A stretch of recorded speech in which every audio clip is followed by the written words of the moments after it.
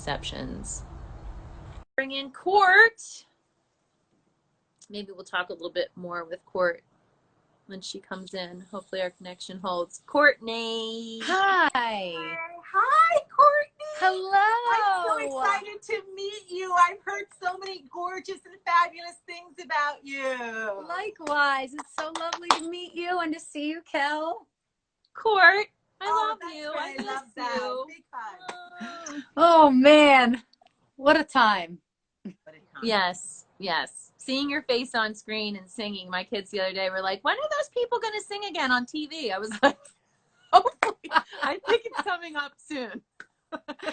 Oh, I love that we're TV stars now. It's great. I know. We put you up on the big screen, but we were just having a moment. Did you run with Maud yet this weekend? I am running again tomorrow. I ran yesterday. I'm just, yeah. I was just saying, like, as a white person, like we have been dropping every ball. Like all of this points to like there's, you know, everybody runs to help to a person that dies and a person that's murdered, and yet there's so many things that we do that contribute to the lack of safety and threaten brown and black lives, like whether it's overlooking somebody for their job or, you know, putting in butt implants and trying to make yourself look like a black woman when you're a white woman. There's just so many things that we do that threaten black and brown bodies that is not hunting somebody down, which is, you know, unfathomable in some areas. But like, we're all part of the problem. And that's like, there has to be ownership on all of our parts. Yeah. Oh yeah, for sure. And I think, I don't know if it was you, I've been reading so much, over the past few days, but, and I'm going to express the sentiment because I don't want to butcher, the amazing, beautiful Maya Angelou, but it was the whole, once you know better, do better. And I think that that's kind of like, you know, we are in a place and time, like this shift, you know, it's heavy in so many ways. And I've kept saying, like, while honoring all the people that, you know, are feeling like the loss of the pandemic and things like that. I think that this is an immeasurable gift at this time for us all to experience something that puts us all on the same page, even though we've always, you know, we're supposed to be on the same page, you know, as humanity as a whole. And I feel like this pandemic is supposed to be showing us, you know, how to look at all the things that we've ran from, you know, played ignorant to, you know, privileged blind eyes and all of that stuff, all of the things that were present before this, you know, now is the time to associate like how you feel. Like if you're, you know, you're just missing your friends is like such a small little thing, like of, you know, and fearing whatever this pandemic fear brings up for us, you know, it's time to use that and realize, take that times a million and give that to every Black person and person of color that just lives with that every day. Like we're just getting a small taste of that. And so, you know, my hope is that this kind of like shifts that in the huge way that's been just massively overdue. And I think that people pretending that, you know, racism is, you know, in the past in any sort of way, it's time to start, you know, putting that to it's sleep. showing like we're all on the same page of completely different books. Like, exactly. The stories have been written completely differently. Right. And this just like shines a major magnifying glass on it. For sure. Yeah. And that's not to say, you know, and that's not to, you know, we're not looking to like make people feel paralyzed with like fear or denial or just like, I don't know, what can I do? And it's like, there's so much you can do just where you are, right? Yes. Like just in your grid, there's so much you can do.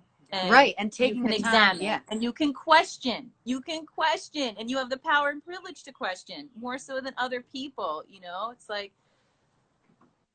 so yeah. Exactly. Yeah. Yeah. Yeah. It's the doing, because, you know, I've definitely noticed too, now that we're all, you know, literally physically on pause, it's like, now you have the time to like make those plans and do those things. Like, it's, you know, talk is not enough. It's never enough.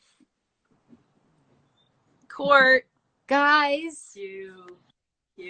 and we were saying earlier today, you know, like the silver lining on all this is like the beauty that comes out, you know, of just even the most desperate situations, and your beauty, which is so expansive, but a huge part of it is music, and such a connector to all of us. So like, what have you kind of witnessed music to be during the impact of it and the magic of it during this time? Well, I'll speak personally first, and then just kind of like what I'm seeing as a whole. But personally, the biggest gift of it has been that, much like a lot of things in life, I've been coasting and taking music for granted for a while, since it's so prevalent in my life. And I was beginning to fall into this place that I promised myself I would never fall into, and you know, let music become a job in a sense. Okay. Well, awareness is the medicine. Okay. Yeah. So so I was getting lost a little bit there. And you know, now in this time, like the first time we did the live video, it was bizarre. It was bizarre in the sense that I had no idea that I would feel so connected to people without physical presence. Wow. It was really, really deep, and really, and I mean, I think I've cried on every live video that I've done, because I'm just a bag of big emotions. So yeah, just to read people's comments, I think, and I've said this for a long time too, now that we're living kind of like very social network like driven lives. There's something powerful about written word, in the sense that, you know, seeing it and, you know, putting it into your own personal perspective and interpretation, seeing people's words and just like feeling like, whoa, I had a day, you know, and this music flowing through the house is just like, you know, it kind of let me breathe a bit. And it's like, wow, like I had no idea, you know. And just when you're in a crowd of people, it's so easy to just make that an oversight. Like, you know, they've been working hard all week, and now they're spending their time and money and energy with us, and they're feeling good. And I wasn't seeing that for a bit. And like now to kind of like see it in writing and, you know, that kind of thing, it was like, oh, this is what you're doing here. Music is medicine. It's medicine. Yes. Yes. So yeah, it's been amazing. And then like on the big picture, it's interesting to see, you know, people in my cover band music scene, you know, the way that they're all trying to make their connections, because, you know, it's kind of like a hard stop of, you feel massive energy like every week of your life for 10, 20 years. And then it's like, all right, people are gone. The drip was gone. You're like, yeah, the oxygen tank in that regard was kind of lifted. So it's interesting to see us all finding our footing there. And then to go on the, you know, the celebrity level of it, and kind of seeing all them, you know, trying to find their footing. And, you know, like I've noticed that a lot of musicians, and again, this is definitely me personally as well, I definitely haven't given myself enough value and self-worth in what I do for music. Like it's always like, yeah, I wanted it to be more like, oh, the music isn't enough. I've gotta, you know, help in this way and this way. And those are all, it's fine to want to help, but I was devaluing, you know, that my sharing of music is bigger than I let it be. It's the biggest gift. It's the biggest gift that's yours to share with all of us. Mm-hmm. Truly is like unbelievable. Wow, those are some amazing, amazing observations. Thank you so much for sharing those. Of course. And I want to go back to something that you said, because I'm intrigued by this. You said that you were surprised at how the level of energy that you didn't expect to be able to create sort of the vortex. That's not the word you use, but I mean just the vortex or the circle of energy Mm-hmm. performing through a digital platform versus performing live. Mind you, no band, no lights, Right. no, Right. no, you know, Yes. no Yes. stage, you know. Yeah, that's a great question, because I think the preface of that is that I think that it was necessary to strip down what I do to the bare bones of no lights. I did my first live video in sweatpants. You know, this is the first time I put on makeup just because I wanted to. You know, in a couple months, you know, I'm shaving less, all that stuff. You know, so just the rawness of making music without, you know, pretensions and, you know, the masks or anything. Yeah, the smoke machine or whatever. Yeah, I think that's what made it feel more connected, because the intimacy of it, you know, was very, you know, refreshing, in that, like, hey, I'm just showing up here as me, literally in my home, in my, you know, in my full self. This, you're getting the full me. And I know that you guys are all out there just sitting home with your families and your people, like, you know, we're sharing this experience in this like kind of crazy way, but I see you, like I see you and I feel seen. Mm-hmm. Mm-hmm. Wow, and I would offer, and I actually feel you. Yeah. Because I think that this notion that unless I'm in a proximity to you, that I'm not in your energetic space. And I think what we all know is that energy knows no walls, knows no fixtures, boundaries of time or space. And so I think for me, that's another powerful thing for us to recognize, is that the energy that we create in these conversations, in these connections, transcends the medium, the space. For And so I sure. love that you've been able to feel that and sense that as you've explored moving on to the TV box. But I really need tech to catch up, because Sally and I could not simultaneously sing like a prayer on FaceTime with you on. There was a slight delay that was jamming up our whole thing. So It's hopefully inconvenient. Comcast, etc., catch up, because I need to be able to sing on FaceTime while watching Facebook Live, screen mirrored to the TV. I'm with you. I'm with you. Well, it's Okay. funny, segue, that brings us to like a little hiccup in which, you know, I'm like I fancy myself like a fast learner, you know. I am Quick to pivot. technologically challenged, but like, you know, I know my way around some things. Yeah. So hopefully someone in our band, or even just like in our group of merry musicians, deciphers the next wave of you know, connecting time so that we could play music together. Yeah. From, because the delays are a thing, like, so Yeah, but there's something there, like John Krasinski and people are doing, you know, Jimmy Right. Fallon's band, like they're doing it. Yes. But I don't know what team of people are behind that. There's probably Yeah, I need to find the team. Yes. Those of you out there. Yes. Questlove, please let us know. How does this work? Yes. Yes. Necessary. Yeah. So, you know, there's been these times where we just want to numb out, and you know, so how do you keep your art evolving? And yeah, like the lives are super fun, and then you're like, oh wait, but we're still here in our house. I'm glad you brought that up because I've noticed recently, like we've done one a week. We did our first one, I think it was like March 13th. And we've done one a week, and the first couple had like an energy. And then as we go, and I think the biggest example was we were asked to play at a hospital in this field outside. All the first responders kind of had like a parade, and it was like a beautiful thing. So it was like a very emotional day for so many reasons. You know, the obvious of being in the presence of all of that.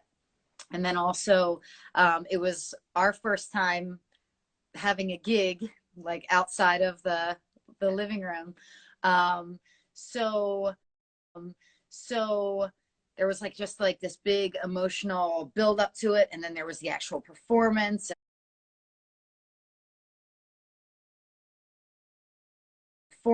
and like, you know, seeing the, you know, all of the people like that are on the front lines out there. And then when I got home, both Danny and I, we had this like real like release of like exhaustion, you know. Mm-hmm. And this is coming from like playing like 3+ hours a night, you know, with like ease, to playing a 20-minute set where I just felt like both of our bodies were just like, it was just a heavy. And yeah. And I'm, you know, I definitely 100% know that maybe even more than physical, because we were just standing there. It wasn't a dancing show per se, but it was an emotional, like heavy. Mm-hmm. And so that, and it kind of carried into the next day, almost like an emotional hangover of sorts. And I think it was like just the whole mixed stew of emotions, where it was like, wow, we got out and played, and it was this like emotional event. And then, you know, coming back home and turning it all off again felt, you know, that like re-isolation almost of like, we touched it, now we're back into our holes. And so like kind of feeling that. And then the last live we did, you know, the connection was there, like we're doing the show and feeling it. And then after it was over, I was just like, And it's kind of just like,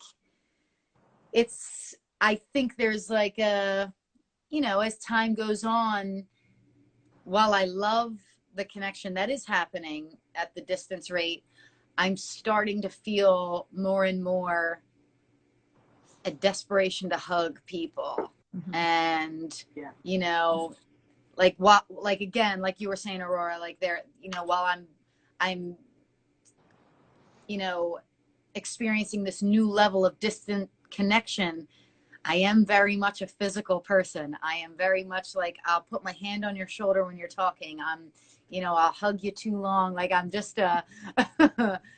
And I'll add, like, because Aurora hasn't seen you live, and like there's hundreds of people with sweat dripping down from the ceiling, and she is literally hanging from a pipe, like on the stage. Like it's not just like this, like it's a full, and they're doing that till 2 a.m. every single night. Wow. Like it's. Yeah. So for her to say like 120-minute set and come home in the yard, in a yard, and come home and be like rocked is like, yeah, mind blowing. Wow. Yeah. You know? And it is scary, like when you hear that there's not going to be so many gatherings of so many people for a period of time. And yet, you know, this is going to be a part of our world for the next few years. I mean, you know, it could be like, as if the flu is around forever, it could be like this is around forever. So there's going to be definitely, you know, different ways of introduction of people eventually. And sure. At least I'm hopeful for that to happen. And there will be spikes, and there will be, you know, more people that die, and more people that get sick, and more people that get well. And there is just going to be this ongoing bit of a roller coaster that we're hoping is just not as like rough. Yeah. And as you were saying that, like I had that thought, like, you know, as we do slowly, you know, open things up in whatever that may look like, you know, like our guesstimate is that, you know, we won't be full band, you know, for the foreseeable whatever. But like maybe it's an acoustic thing. Mm-hmm. First, like somewhere like at an outside venue, since we're in the summer, like where it is spatially, whatever. And, Right. you know, hopefully a lot of us are learning, which I very much am myself, that we have no control. And the harder we resist that, the more we're going to suffer. And so, you know, this is just a prime learning curve and experience where we could all really let that settle in. And, you know, I watch my ego want to, you know, steer the ship and feel like, you know, in a place of victim or this, that, and the other. And then I come back and I realize, like, there's, you know, there's gifts. There's like, I just keep getting gifts on the other side of what I'm complaining about. And I feel like those first few shows back, whatever they may look like, I'm going to be like, it's going to be next level.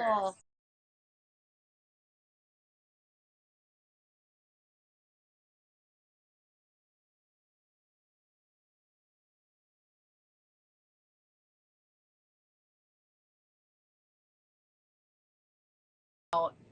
And again, like, I'm just hoping that everybody's kind of getting, and like, you know, like you said earlier, we're all on different pages. We all came into this in different pages, you know, like, and you know, different books and things. And just honoring what chapter you're on, and, you know, and not trying to jump onto someone else's page or someone else's book. Like, honor your story and where you are. And just because, you know, the person is, you know, winning at homeschooling over there, like, you know, and you're just, you know, feeling like you're not. it's just okay. Like, and I feel like the comparison piece is really, it's just, you know, time to hang that up. Yep, done. Yep. White supremacist cultural characteristic. Bye. Right? Bye. Not helping anybody. No, sucks. Nobody wins. Nope. No. Aww. No. Yeah. Well, I love seeing your face. Aww. I love hearing your voice. Aww. And you can't even imagine how many people you touch. You just Aww. can't. I know you try, but you just can't comprehend. So it's so cool to see you and Danny go back to basics.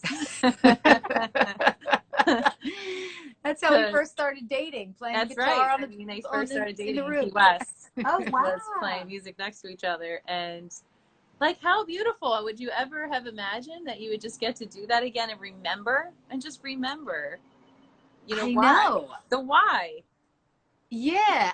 Well, that's the thing too. Like, all these weird little gifts, like, you know, because literally and metaphorically cleaning out closets during this time, you're coming across like the old memories and old versions of yourself, and just, you know, like, I'm looking at him, you know, in this whole, like, wow, we've been through it, you know, like, and here we are, just working out all the stuff. Like, you know, a big thing for us before this, and now just kind of really getting some good quality work, was like the codependency piece of, you know, where am I expecting you to hold this for me, and vice versa, and just kind of like, oh wow, like, this is you individually, this is me individually, and this is how we're going to work on meeting up, you know? Wow. Amen. Amen. Add a 5-year-old in, and we're just off to the races. Totally. So we began with Ahmad, and I just want to finish with Ahmad because I'm just still grappling with, like, where can we do better? And friends of ours, white friends, have been talking about, you know, why our news stations and why our newspapers weren't reporting about this a month or two ago. And so we're trying to find whatever organizations, grassroots wise or others, are kind of bringing it to the attention of media. Like, this needs to be, like, why didn't we're paying for this news. Why didn't we know this happened? This happened 2 months ago, and people of color were screaming from the top of their lungs, you know, and trying to get help for so long. Right. How do we not know? Why would this not have been news? Why would this not have been news? Well, that's the other thing too. Yeah. Like speaking of control, you know, like this yeah, is and where, that's by design. Like it's not by yeah, accident. It wasn't due. exactly. It's not. Right.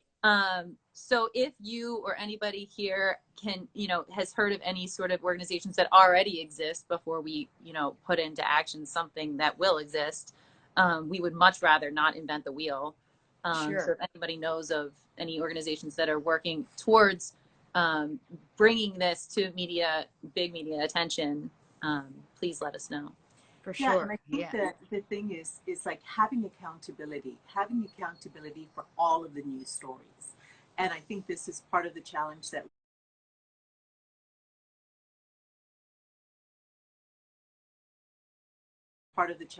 we all have with mass media.